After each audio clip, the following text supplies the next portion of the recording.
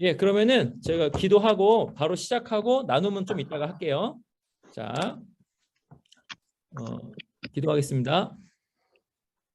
하나님 아버지 감사합니다. 오늘도 레위기 신학 성경 공부를 할 수 있도록 하여 주시니 감사합니다.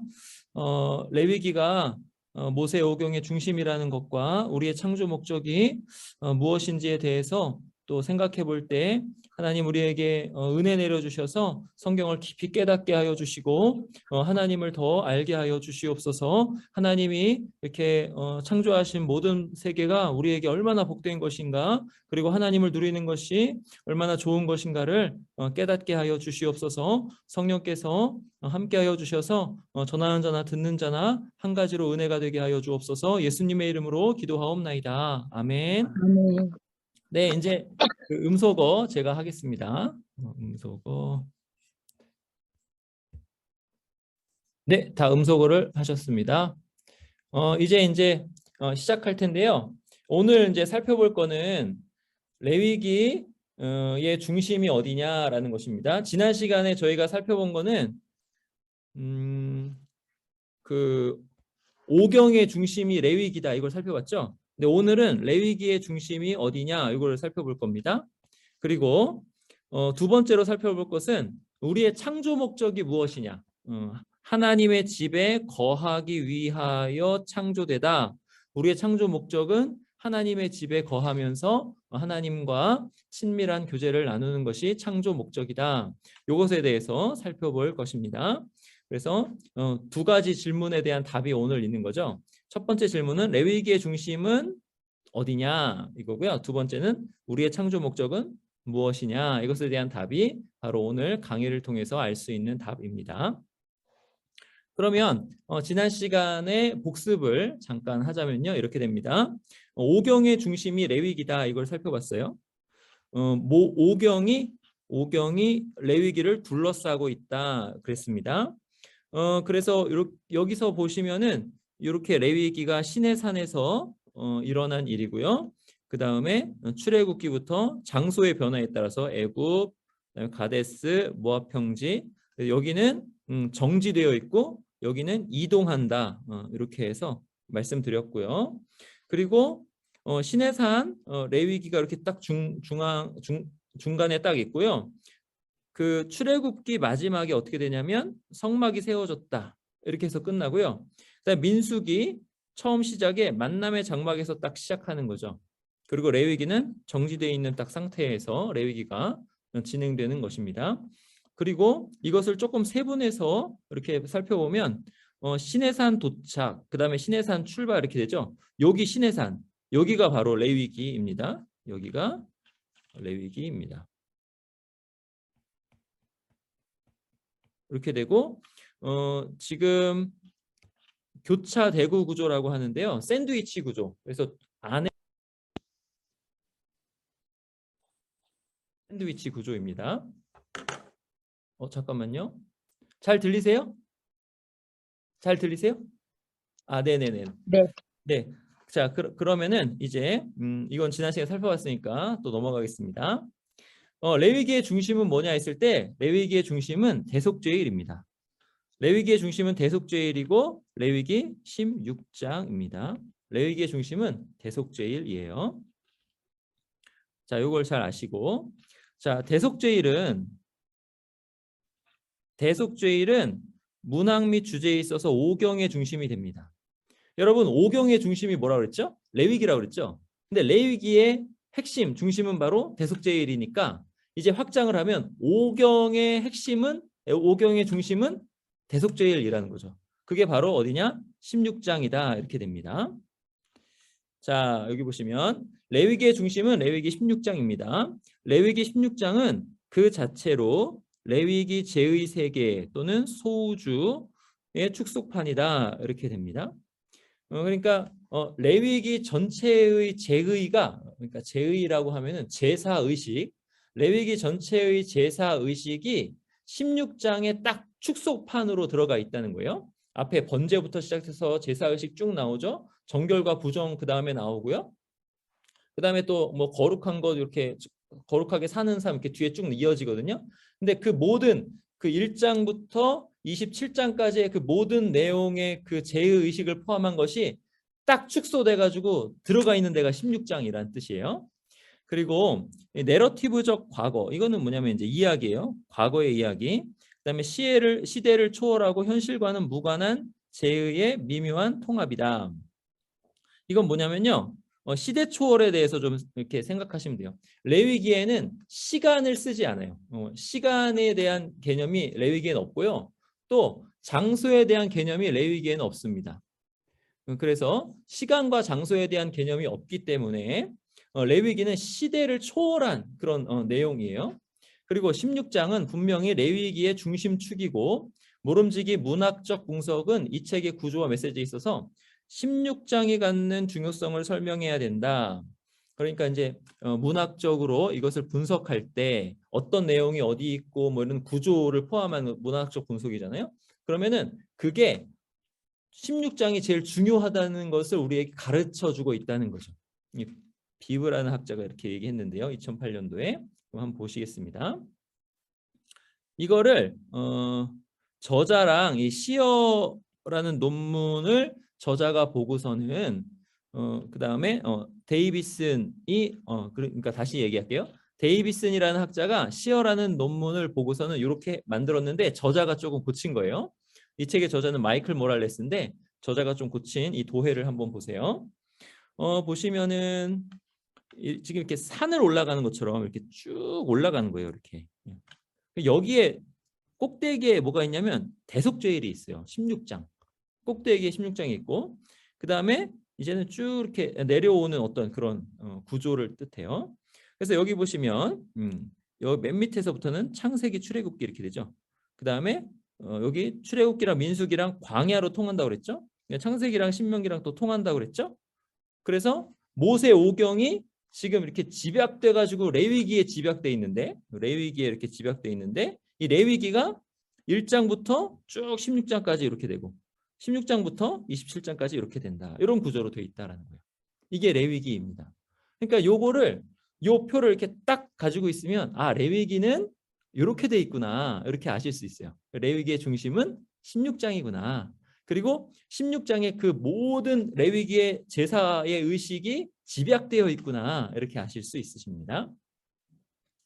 자, 그러면 레위기의 동심원적 구조를 좀 살펴볼게요. 아까도 이렇게 산을 올라가는 듯한 그런 모양이었잖아요. 그게 동심원적으로 구조되어 있다는 건 뭐냐면 핵심이 딱 있고 이렇게 주변으로 이렇게 돼가지고 그 핵심을 둘러싼 구조로 되어 있다는 거예요. 뭐 이게 문학적 분석인데 레위기는 희생제사 의식의 절정이다.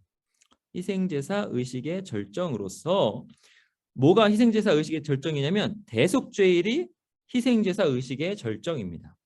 아울러 대속죄일 의식에서 거룩한 삶의 주제로 들어가는 거죠. 아까 구조를 다시 보시면 여기가 이제 절정인 거죠. 여기가 절정인데 여기서 거룩한 삶으로 이렇게 쭉 내려가는 거죠. 그 다음에 여기에 1장부터 여기에 제사가 있잖아요. 여기에 제사. 여기는 제사장. 여기 나와 있네요. 제사가 있고 여기는 제사장. 제사장 나와 있죠. 이렇게 해서 제사가 가리키는 것이 이렇게 쭉 가서 대속죄일로. 그 다음에 이제부터는 거룩함으로 이렇게 내려온다. 이런 뜻이죠. 자, 그래서 요거를 이제 이렇게 나타냈는데요. 1장부터 7장은 제사들입니다. 제사들. 처음에 이제 번제부터 쭉 시작돼서 쭉 나가죠. 속번제까지 쭉 나가고 그 다음에 제사장이 어떻게 해야 되는지가 쭉 나와요. 위임식이 나오고 제사장 제도. 그다음에 제의의 시작. 제사장이 제의를 시작할 수 있게 하는 거예요. 위임식을 받아서. 그 다음에 일상생활에서의 정결 부정. 이게 이제 왜 나오냐면 10장에 나답과 아비후가 다른 불을 들이다가 죽잖아요. 그때 하나님께서 10장에 뭐라고 하셨냐면은 거룩한 것과 속된 것, 정결한 것과 부정한 것을 구별하라 그러시거든요. 그러면서 나오는 게 정결한 것과 부정한 것에 대해서 그러면서 나오는 거예요. 그 다음에 대속죄일이 딱 나오죠. 그러니까 대속죄일은 뭐냐면 정결하게 하는 의식이기도 하는 거죠.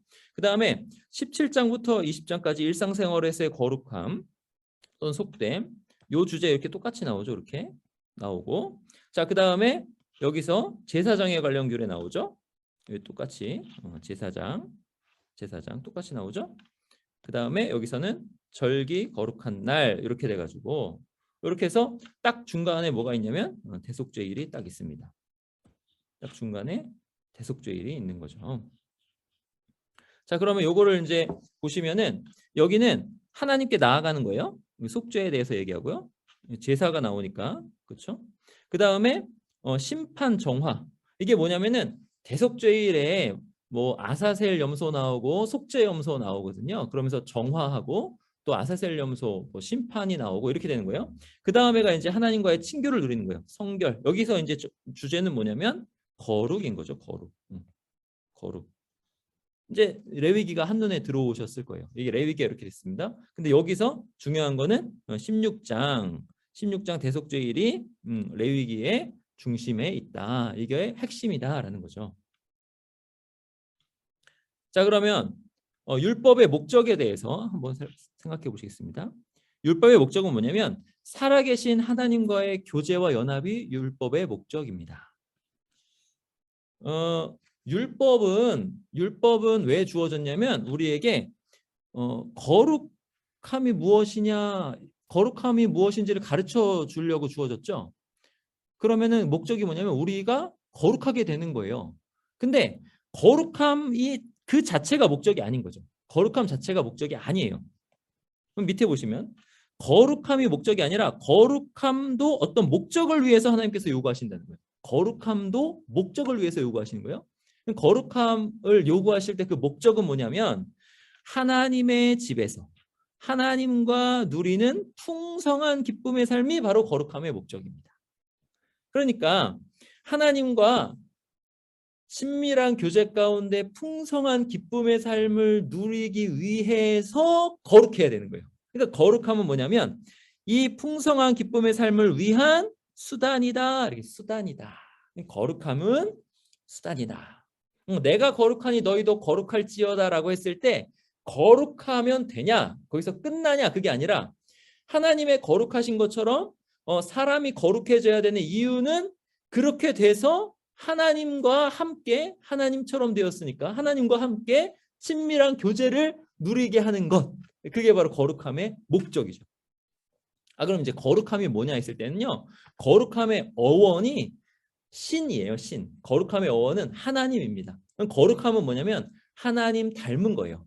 하나님처럼 된 것. 그리고 하나님께서 따로 하나님의 것으로 떼어 놓으신 것. 그게 거룩한 거예요. 그러면 우리가 거룩해진다는 건 뭐냐면 하나님처럼 된다. 정결해진다. 그 다음에 구별된다. 그 뜻이 다 포함되어 있는 거예요. 하나님처럼 하나님 닮게 된다라는 거죠. 그러니까 그렇게 돼야 되는 이유는 뭐냐? 거룩함 자체가 우리가 하나님처럼 돼서 막 높아지는 게 목적이 아니라 하나님과 친밀하게 교제하여서 풍성한 복을 누린다. 만복의 근원 하나님이시잖아요. 모든 좋은 것의 근원 하나님, 모든 좋은 것을 누린다. 그게 거룩함의 목적입니다. 그럼 레위기가 이렇게 돼서 지금 대속죄를 통해서 이루고자 하는 게 거룩함이잖아요. 그럼 거룩함을 지금 말씀하잖아요. 그 목적은 뭐예요? 하나님과 친밀한 교제를 누리며 복을 얻는 것. 이게 이제 거룩함의 목적인 거죠. 레위기가 정말 복된 책입니다. 자, 그 다음에 제사 율법의 의미를 생각해 볼게요. 그러니까 제사가 어떤 의미를 가지는가? 레위기 17장 11절. 이거 아주 중요한 구절입니다. 레위기 17장 11절을 이제 17장에 나오잖아요. 그러니까 16장을 또 설명해 주는 장이에요. 17장. 근데 이게 아주 중요한 장인데 뭐라고 말씀하셨냐면 17장 11절에 육체의 생명은 어디에 있어요? 피에 있음이라 이렇게 설명해요. 육체의 생명은 피에 있음이라. 내가 이 피를 너희에게 주어 하나님 주셨어요. 제단에 뿌려 너희의 생명을 위하여 속죄하게 하셨나니 너희의 하였나니 생명이 어디에 있어요? 피에 있으므로 피가 죄를 속하느니라 이렇게 말씀하죠. 그러니까 피가 죄를 속한다에서 이 구조를 한번 보세요. 자, 피는 지금 뭐랑 상응해요? 피는 생명과 상응해요. 그죠? 피는 생명과 상응합니다. 그 다음에 죄는 뭐랑 상응해요? 죽음이랑 상응해요. 그래서 생명이 죽음을 삼켜버리는 거죠. 피가 죄를 삼켜버려서 정결하게 하는 거예요. 이게 이 구조예요. 그러니까 피가 뭘 의미하냐? 생명을 의미하고, 그 다음에 죄는 뭘 의미하냐? 죽음을 의미하는 거예요. 그러니까 피가 죄를 속한다. 피가 죄를 속한다. 생명이 죽음을 삼켜버린다. 신약식으로 하면 이거죠. 그러니까 16장에 레위기 16장에 나오는 대속죄일의 뜻이 이거다라는 거죠. 자, 이게 이제 그 원어로 쭉 썼는데요. 여기 네페시가 어떻게 생겼는지 보여드리려고 이걸 쓴 거예요. 이게 이제 어렵게 하려고 쓴 게 아니라 여기 이제 네페시가 이렇게 생겼어요. 네페시. 그다음에 여기 너희의 생명. 너희의 생명. 여기도 네페시라는 비슷한 단어. 요게 이렇게 네페시 읽어요. 이렇게 읽어요. 네페시. 비슷한 단어. 그다음에 이게 피는 뭐냐면 피는 담이에요. 담. 피는 담. 담이 피예요. 담. 담. 이게 피예요.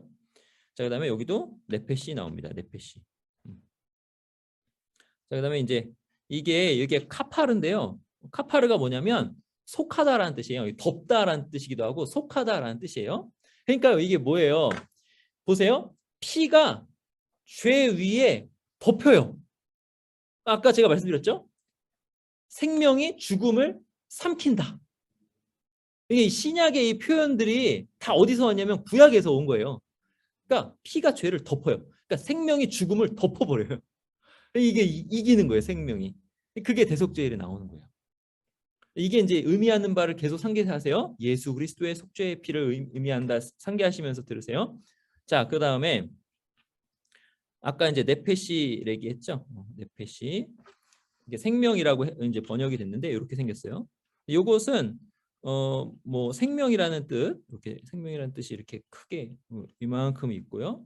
그 다음에 이런 뜻들이 이제 자잘하게 있고 사람이란 뜻도 있고 내면의 자아란 뜻도 있습니다. 자, 그 다음에 이게 몸이에요. 몸. 육체라는 뜻입니다. 여기 아까 육체가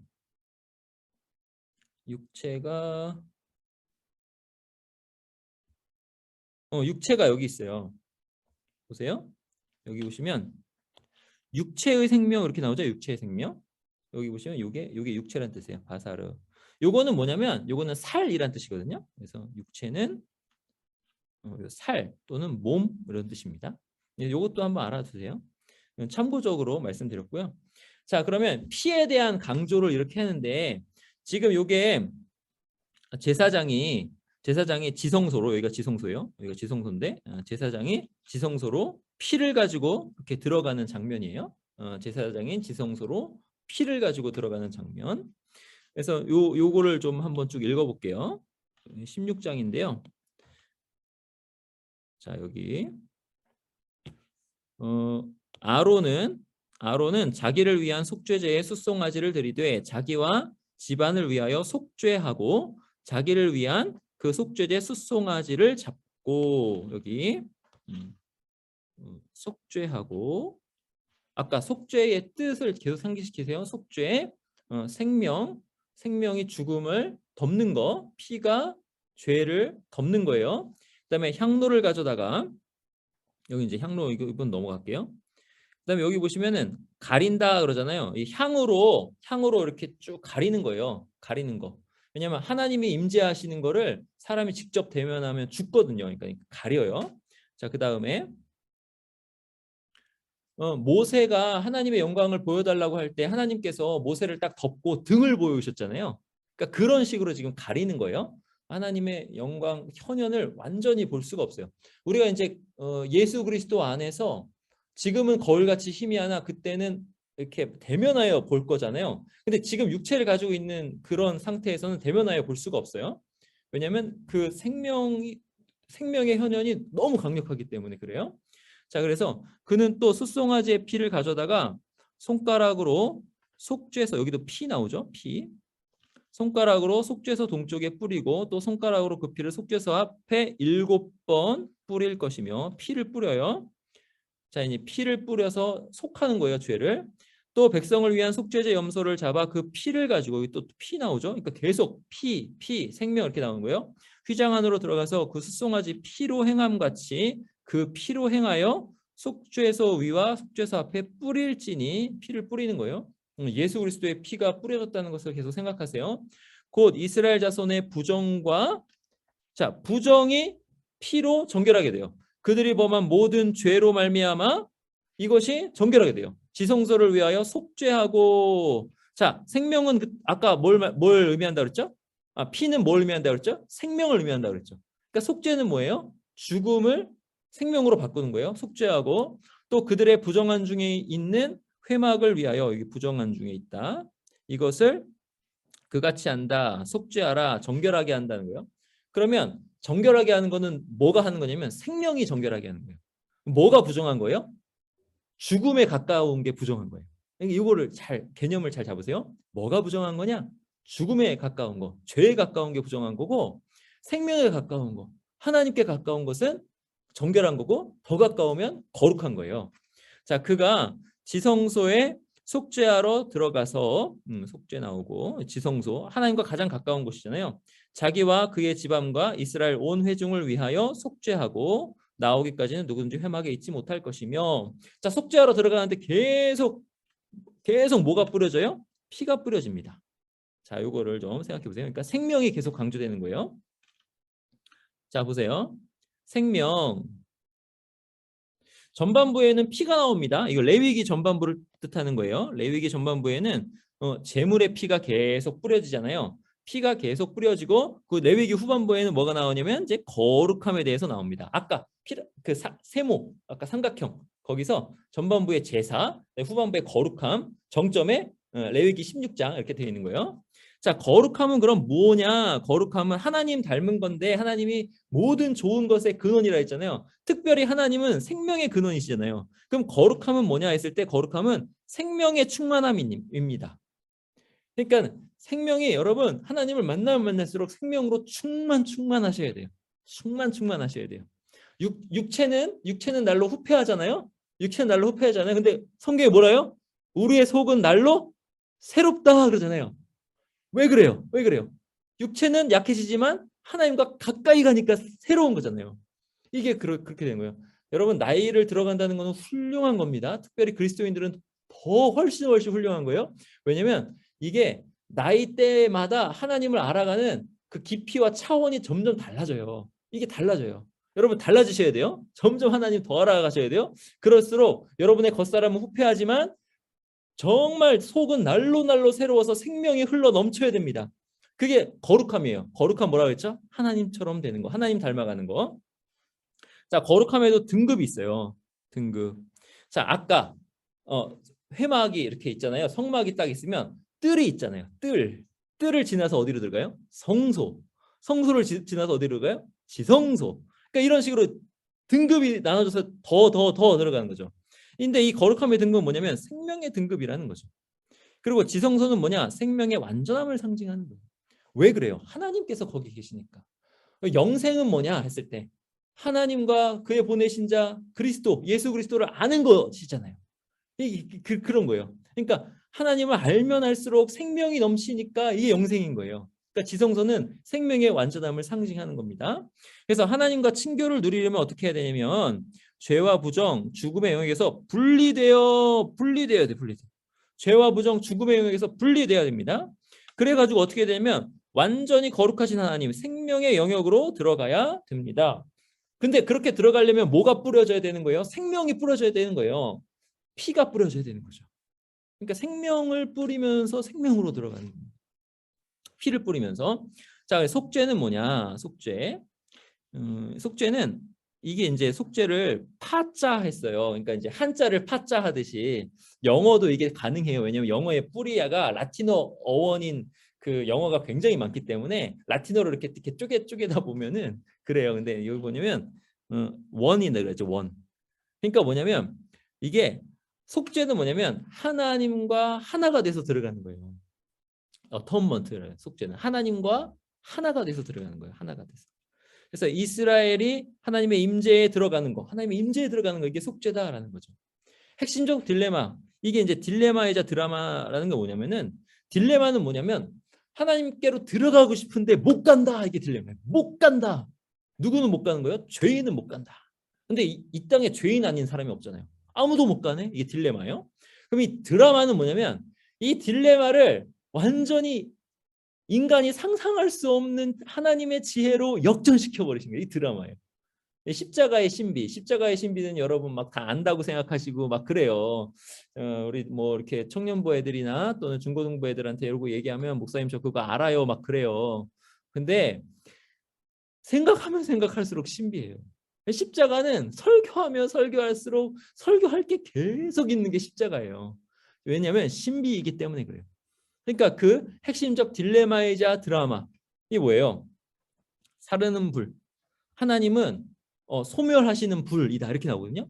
근데 이 사르는 불과 친밀해져요. 친밀해져야 돼요. 근데 그에 따르는 위험이 있다는 거죠.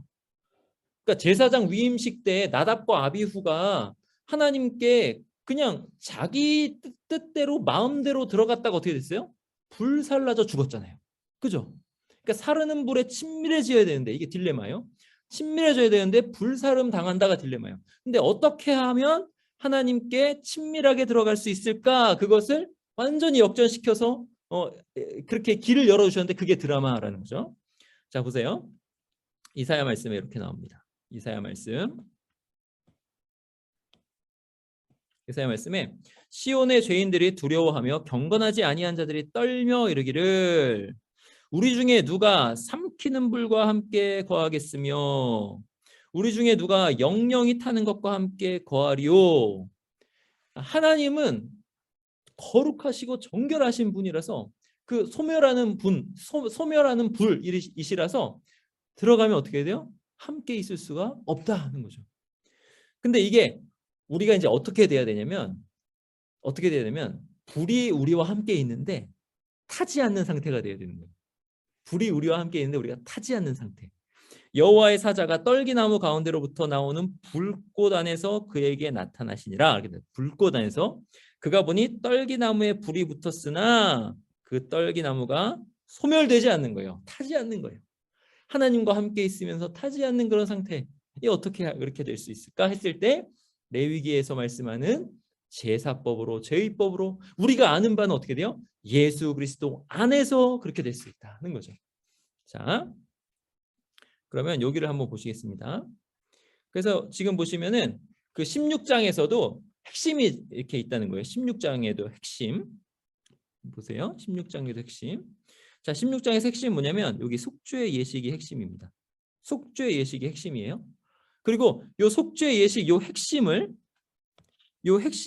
이렇게 둘러싸는데 요것도 동심원적 구조라는 거죠. 여기 보세요. 말씀했다. 자, 명한대로 여호와께서 모세에게 같은 내용이 이렇게 나오죠. 그 다음에 아무 때나 저기 들어오면 안 된다. 1년에 한 번 속죄해야 된다. 내용상. 그 다음에 아론의 제물과 특별한 예복. 그 다음에 제사장이 특별한 예복을 입고 속죄식을 거행하다. 연결되는 거예요. 그 다음에 백성이 바치는 제물. 백성이 아무 일도 하지 않고 스스로 낮추다. 백성이 두 군데 나오죠. 백성. 그 다음에 아론의 속죄제 황소와 염소. 여기 아사셀 염소 아론의 속죄제 황소와 염소 이렇게 나오고요. 그 다음에 여기 아사셀 염소도 이렇게 나오죠. 그리고 여기도 아론 이렇게 되고요. 그 다음에 여기 속죄 제물로 바쳐진 염소, 광야로 보내진 염소, 염소 나오고 중간에 딱 속죄 예식으로 쭉 이렇게 나옵니다. 이게 이제 레위기 16장에 레위기 16장이 핵심인데 레위기 16장에서도 속죄 예식이 또 핵심이다라는 거죠.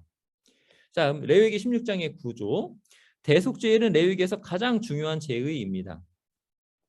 대속죄일은 성소와 공동체 모두가 모든 부정으로부터 정결하게 되는 연례 예식입니다. 그러니까 연례예요, 연례 예식입니다. 그러니까 1년에 한 번 하는 예식이죠.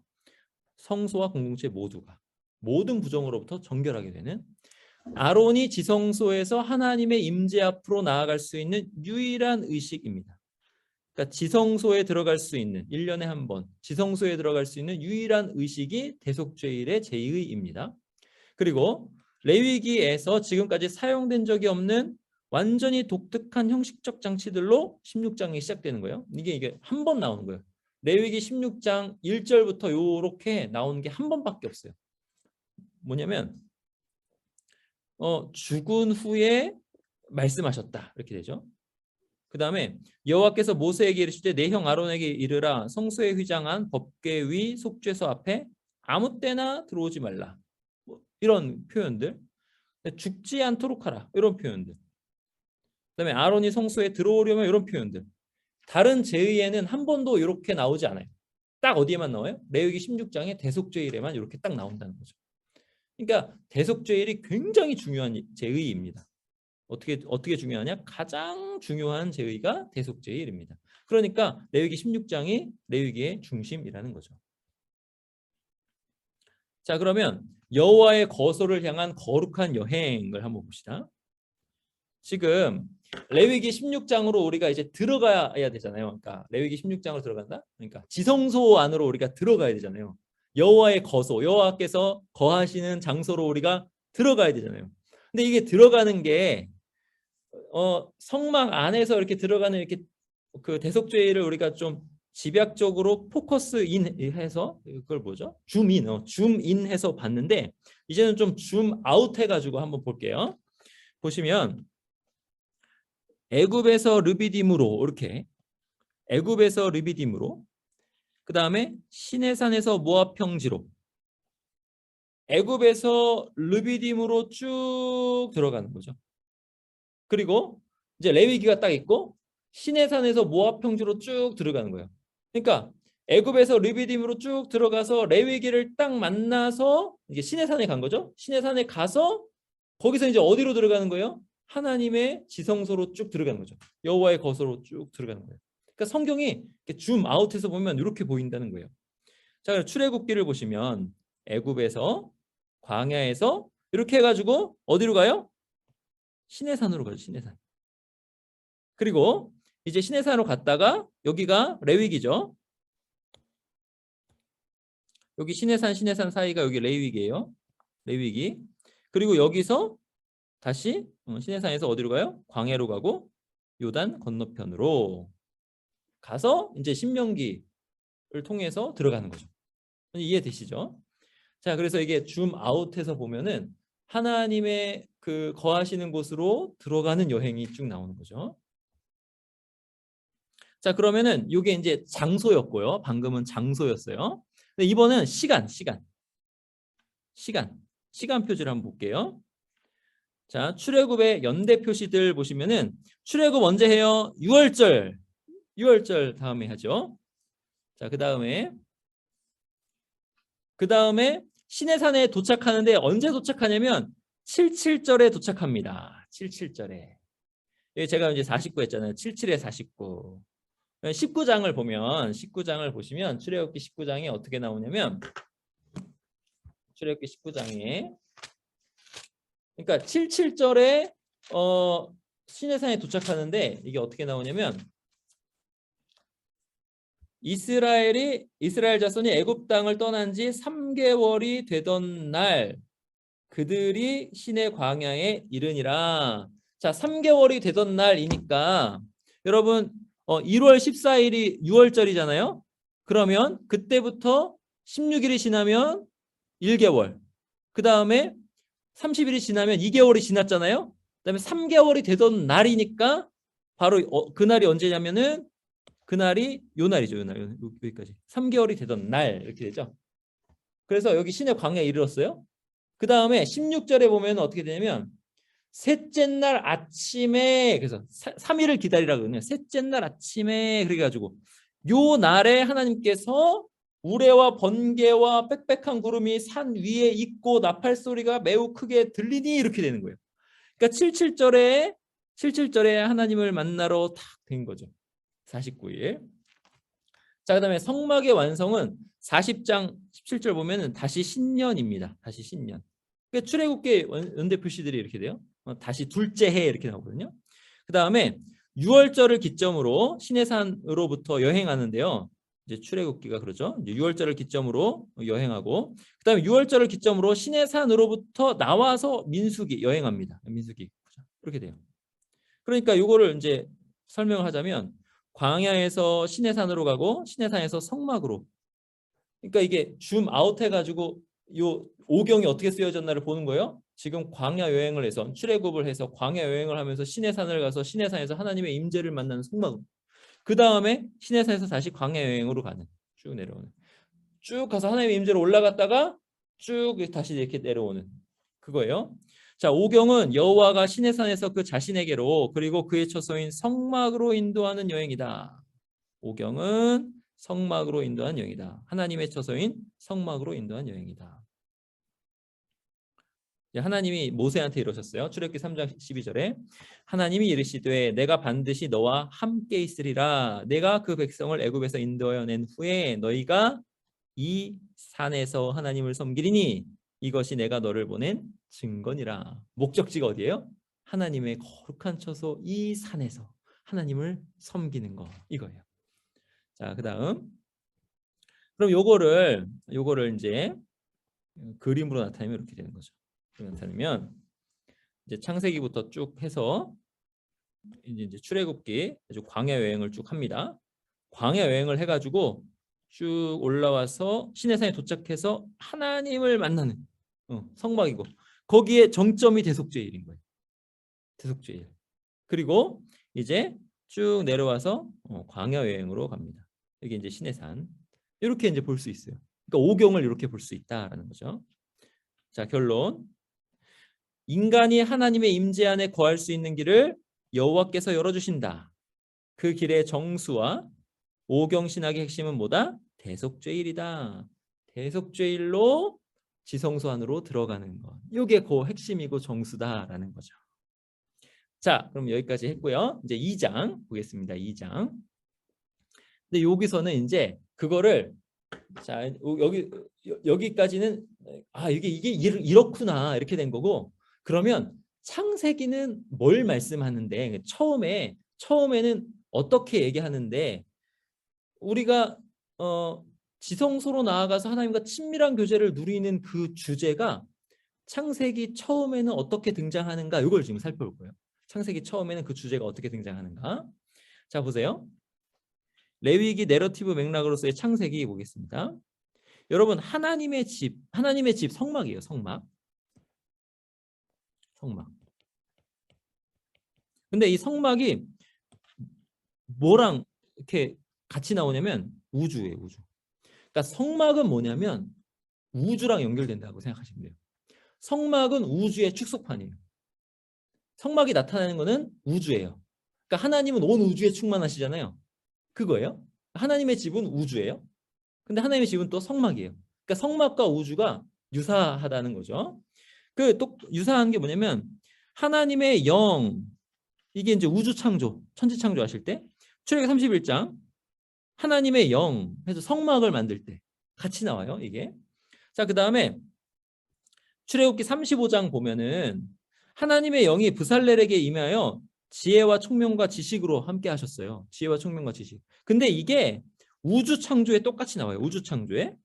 보세요. 여호와께서는 지혜로 땅에 털을 놓으셨으며, 자, 그다음에 명철로, 총명이죠. 명철로 하늘을 견고히 세우셨고 그의 지식으로 깊은 바다를 갈라지게 하셨으며.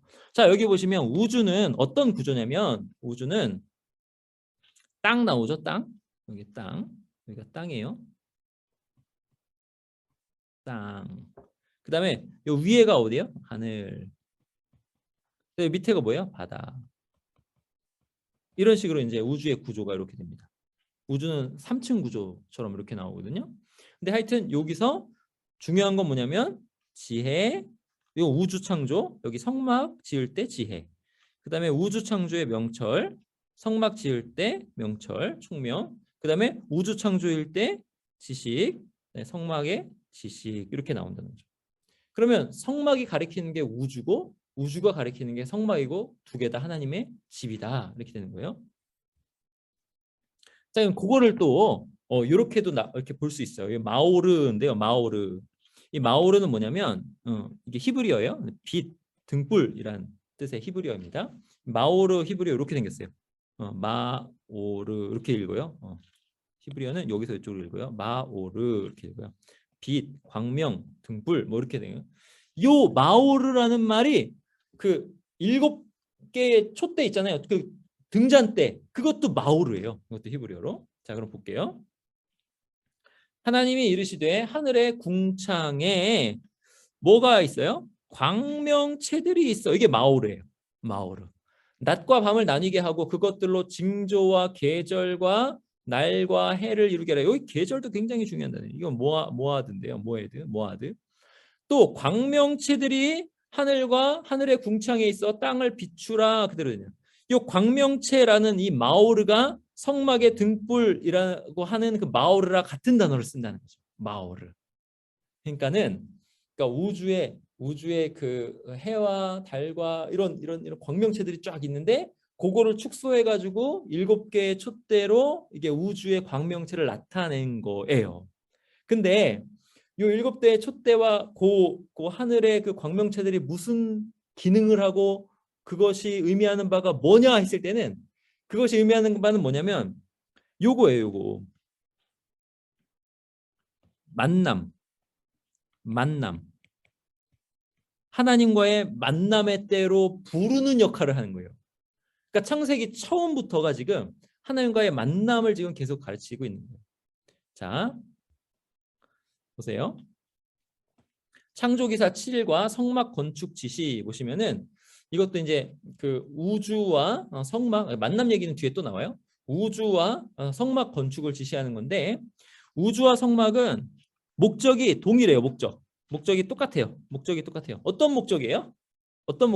아까 말씀드렸듯이 지성소에서 하나님을 만나서 하나님과 친밀한 교제를 누리는 목적. 이게 그 목적이에요. 보세요. 여기 나오네. 나의 안식일. 이게 뭐냐면 이 나의 안식일은 이게 창조에서 제 7일이잖아요. 나의 안식일. 창조에서 제 7일. 나는 너희를 거룩하게 하는 여호와. 이쯤 되면 이제 딱 생각하셔야 돼요. 왜 거룩해야 되냐? 하나님과 친밀한 교제를 누리기 위해서. 거기에서 안식일이 중요하구나. 그러면 제 7일 이렇게 돼서 이게 두 가지가 같은 단어들이 쭉 나옵니다. 확인해 볼게요. 여기 보세요. 여기 보시면 본즉 되죠. 보시니. 자, 그다음에 보세요. 여기는 마치되 다 이루어지니라 이렇게 되고 여기도 마치니 7째 날에 마치니 그다음에 축복하였더라. 성막이에요. 여기는 7째 날을 복되게 하사 안식일이죠. 그러니까 성막은 거룩으로 나아가는 거고 또 안식일 거룩 지금 계속 이렇게 나오죠. 이 주제가. 그다음에 그것과 그 모든 기구를 거룩하게 하라.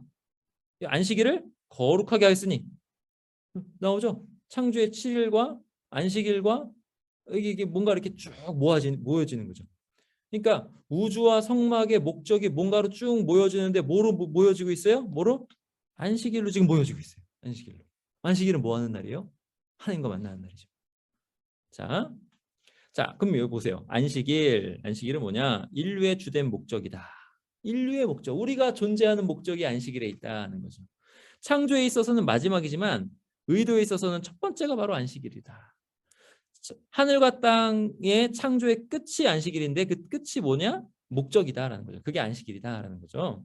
7개의 단어와 문장으로 시작합니다. 뭐가요? 성경이 7개의 단어와 7개의 단어로 된 문장으로 시작합니다. 그리고 7개의 단락으로 이게 쭉 나와요. 창조기사가 전개되고 그다음에 7째 날이 3번에 걸쳐서 강조됩니다. 그러니까 계속 창조기사 때부터 7 해가지고 막 행운의 숫자라고 그러는데 성경이 7을 가지고 계속 말씀하는 바가 있어요. 7이 안식일인데 그게 계속 나오는 거예요. 계속 강조돼서. 보세요. 7개. 보세요. 여기 보시면 1개, 2개, 3개, 4개, 5개, 6개, 7개. 7개의 단어가 처음으로 딱 시작하는 거예요. 이게 이제 읽어드릴게요. 베레시트 바라 엘로힘 엣 하샤마임 벳 하아레치 이렇게 돼요. 그러니까는 하늘과 땅을 창조하셨다 이렇게 되는 거예요. 아니다. 창조하셨다 이렇게 되는 거예요. 제가 이렇게 실수하니까는 온라인 강의가 어려운 거예요. 창조하셨다 봐라 창조하셨다. 이거는 이제 태초에라는 말이에요. 태초에. 그러니까 태초에 하나님이 하늘과 천지를 창조하시니라 이렇게 되는데 이게 7개의 단어라는 거죠. 그리고 이 창조 기사가 7개의 단락으로 이렇게 이루어지고 그 다음에 7째 날 제7일이 3번 강조돼요. 이게 여기 밑에 써놨어요. 제7일 3번. 하나님이 이게 2장이에요. 하나님이 그가 하시던 일을 7째 날에 마치시니 그가 하시던 모든 일을 그치고 7째 날에 안식하시니라. 하나님이 그 7째 날을 복되게 하사 거룩하게 하셨으니 이 복되게 하고 거룩하게 하셨다라는 것은 창세기 한 번밖에 안 나와요. 이 7째 날에. 그러니까 7째 날이 3번에 걸쳐서 또 강조된다라는 거죠. 안식일이 7째 날이 강조되는 거예요. 그럼 안식일 인류의 주된 목적인데 이 안식일이 얼마나 어떻게 강조되는지 좀 계속 볼게요. 창세기 그 처음을 지금 보는 거예요. 처음. 그러니까는 대속죄일에 우리가 들어가서 하나님과 이렇게 교제하는 것을 살펴보았고 그것이 목적임을 살펴보았는데 그것을 이제 세세하게 창세기의 처음을 지금 살펴보는 거예요. 처음에도 그걸 말씀하느냐? 말씀한다는 거죠. 어떻게? 7째 날을 강조함으로 말씀하는 거예요. 자, 7째 날은 뭐냐면 짝지어지지 않은 유일한 날입니다. 자, 성경의 창조 기사를 잘 보시면은요. 이게 혼돈과 공허하다 이렇게. 혼돈, 공허. 제 글씨가 왜 이러죠? 글씨가 좀 급한가 봐요. 혼돈과 공허. 이게 혼돈은 뭐냐면 형태가 없는 거예요. 형태가 없는 거. 자, 혼돈을 해결하는 거예요. 1, 2, 3일은 요 혼돈을 해결하는 거예요. 공허는 뭐냐면 속이 비어 있는 거예요. 공허는. 이 비어 있는 것을 4, 5, 6일이 채우면서 해결하는 거예요. 그래서 보세요. 빛이라는 틀을 잡으시고 그 틀에 뭘 채워 넣으시는데 뭘 채워 넣으시면 4일에 발광체들을 채워 넣으시는 거예요. 아까 마오르를 채워 넣으시는 거예요. 자, 그 다음에 제2일에 하늘과 물이라는 틀을 잡아 놓으시고 혼돈을 깨뜨리면서 틀을 잡아 놓으시고 그 틀 안에 물고기와 새라는 내용을 채워 넣으시는 거예요. 공허를 깨뜨리시는 거죠. 그 다음에 3일에 땅과 초목이라는 이렇게 틀을 세워 놓으시고 거기에 짐승과 인간을 채워 놓으시는 거죠. 근데 이렇게 다 짝이 있어요. 짝이 다 이렇게 짝이 있잖아요. 근데 제7일만 짝이 없어요. 근데 짝이 없는 게 아니라 제7일만 어떻게 되냐면 제7일만 요 전체와 같이 짝인 거예요. 제7일 요 전체와 짝인 거예요. 그래서 7째 날은 거룩히 구별됩니다. 7째 날은 첫 6일 전체와 짝을 이루고요. 첫 6일의 첫 6일의 목표가 제7일입니다. 첫 6일의 목표가 제7일이에요. 자, 그러면 요거를 또 이렇게도 설명할 수 있어요. 보시면은 하나님의 임재로 나아가는 첫째 날, 가운데 날, 마지막 날을 강조합니다. 첫 창조기사에서 첫째 날, 가운데 날, 마지막 날을 창조하는데요. 첫째 날 낮과 밤 이렇게 말씀하잖아요. 그러니까 낮과 밤이니까 저녁이 되고 아침이 되는 일을 이제 할 수 있는 거예요. 낮과 밤. 그다음에 넷째 날에서는 절기가 딱 나와요. 마오르가 나와서 절기가 막 나와요. 그다음에 7째 날은 안식일이 나와요. 안식일. 아주 주된 예식인 안식일이 나와요. 안식일. 자, 그래서 여기 서식지는 이제 서식지와 서식자들로 이렇게 되는데 서식지는 이렇게 되고 아까 제가 말씀하셨던 형태 없음을 바로잡아 주는 거. 자, 그다음에 서식자들 요건 빈 거, 내용 없음을 바로잡아 주는 거 이렇게 나오죠. 그래서 요것 안에서 아주 중요하게 강조되는 것이 첫째 날, 넷째 날, 7째 날이라는 거죠. 그러니까 앞에처럼도 볼 수 있고 이렇게도 볼 수 있는데 두 가지 다 요 날을 굉장히 강조한다는 거예요. 자, 근데 요 날을 강조하는데 심층적 구조로 여기서 낮과 밤을 말해서 날을 말하고 그 다음에 마오르를 통해서 때와 시기를 알게 하는 거죠. 때와 시기를 알게 하고 만남의 때와 시기를 알게 하는 거예요.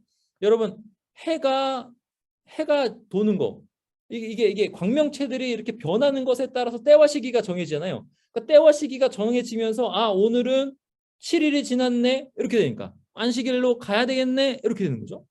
그러니까 그 때와 시기 만나서 하나님과 만나는 시기를 우리에게 알려주고 그래서 그렇게 목적은 뭐냐면 쫙 해가지고 안식일로 만나러 가라 이렇게 되는 거예요.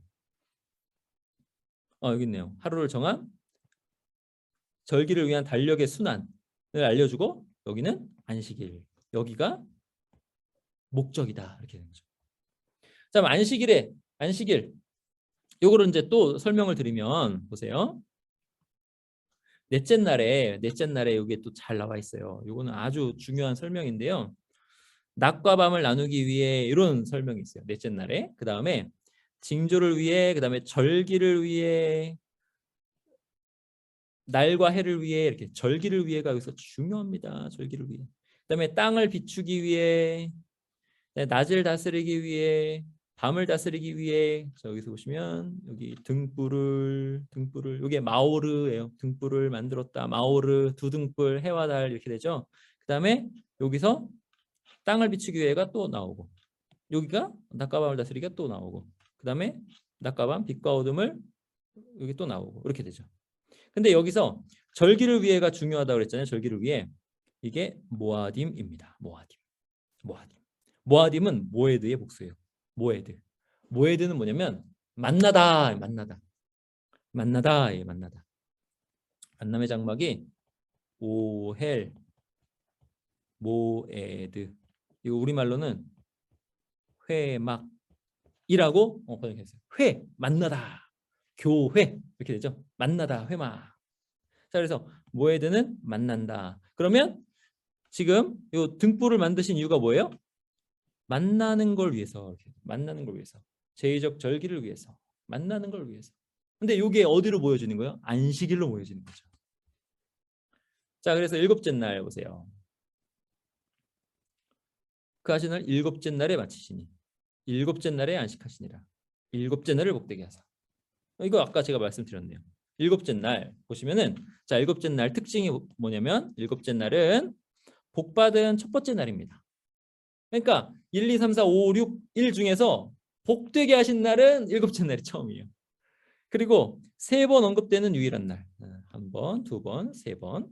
자, 그다음에 하나님께 의해서 거룩하게 구별된 첫 번째 대상이 일곱째 날. 창세기에서는 그가 성결하게 했다 이 말이 딱 한 번 나와요. 이 카다시 동사인데 딱 한 번 나와요. 어디? 여기 거룩하게 하셨으니 여기 딱 한 번 나와요. 창세기. 일곱째 날이 이렇게 중요하다. 자, 그럼 창조의 절정 뭐냐? 창조의 절정은 안식일에, 그러니까 안식일로 모아졌다는 거예요. 근데 안식일로 왜 모아졌냐? 하나님과 친교를 이루라고. 우리가 사람이 하나님과 친교를 이루라고 안식일로 모아졌다라는 거예요. 자, 하나님의 형상이잖아요. 우리가 하나님의 형상. 근데 하나님의 형상을 왜 주셨냐? 하나님과 친교를 이루라고. 하나님 닮아야 하나님 알 수 있거든요. 그래서 우리의 창조의 목적을 보여주는 거예요. 자신의 형상으로 사람을 지은 목적은 만남. 생명의 물줄기가 흐를 수 있도록 하기 위한 것. 하나님과 만나야 생명의 물줄기가 흐르는 거예요. 아까 대속제일 할 때 피, 생명의 물줄기가 흐르죠. 생명의 근원이신 하나님, 모든 좋은 것의 근원이신 하나님, 거룩함, 그거예요. 만남, 이거예요. 사람은 하나님의 창조의 목표가 아니다. 이 소리는 뭐냐면요. 사람 자체, 사람 창조, 6일. 이 6일이 창조의 목적이 아니라고요. 그러니까 많은 좀 이렇게 잘못 보는 어떤 견해들에서 사람이 창조의 절정이다 이렇게 이제 얘기하거든요. 근데 그게 아니라 사람이 아니라 안식일이 창조의 절정이고 창조의 절정은 사람과 하나님의 만남이다 이거예요. 여러분 6일 뭐 생각나세요? 6일 생각나지 않으세요? 사람으로서는 완전에 이를 수 있어요? 없어요? 없어요. 666이 뜻하는 게 그거예요. 사람으로서는 완전에 이를 수가 없어요. 제7로 갈 수가 없어요. 하나님이 안식일을 주시고 하나님이 거기를 복되게 하셔야 되는 거죠. 6일. 처음부터 뭐예요? 처음부터 7일이라는 기본 틀. 그래서 일곱째 날을 향해서 전진해 가고 있는 거예요. 일곱째 날에 전진해. 성경이 그렇게 쭉 전진해. 창세기부터. 그 목표는 일곱째 날의 엄숙한 안식입니다. 하나님과 만나서 복 주고 거룩하게 하시는 것. 그거예요. 베스터만이라는 학자가 이렇게 얘기했습니다. 아유, 신나게 강의했는데 벌써 끝났네요. 네, 여기서 끝이고요. 이제 다음 강의를 이제 기대하시면 되겠습니다. 이렇게 됐는데 이제 문제가 생겨요. 문제. 만나러 가야 되는데 다들 아시죠? 떨어지고 못 만나게 되고 쫓겨나고 이런 얘기가 이제 쭉 펼쳐집니다. 그래서 이제 그거는 다음 시간에 하도록 하겠습니다. 기도하겠습니다. 하나님 아버지 감사합니다. 오늘 레위기를 통해서 예수 그리스도를 통해서 우리에게 주신 그 은혜가 얼마나 큰 것인지 하나님 이 레위기 하나하나 설명 들을 때 예수님이 생각나게 하여 주시옵소서. 예수님의 피를 통해서 우리가 지성소에 들어가 이제 하늘 성소에 들어가 예수님과 함께 하늘에 앉힌 바 되었다는 것을 믿고 의지하고 하나님을 이제 알 수 있는데 그것을 위해서 성경을 공부하고 있사오니 하나님을 더 깊이 알게 하여 주시고 십자가의 신비를 깊이 깨닫게 하여 주시옵소서. 복된 삶을 누리고 우리의 삶이 겉사람은 후패하나 우리의 속은 날로 새로운 그런 삶이 되게 하여 주시옵소서. 예수님의 이름으로 기도하옵나이다. 아멘.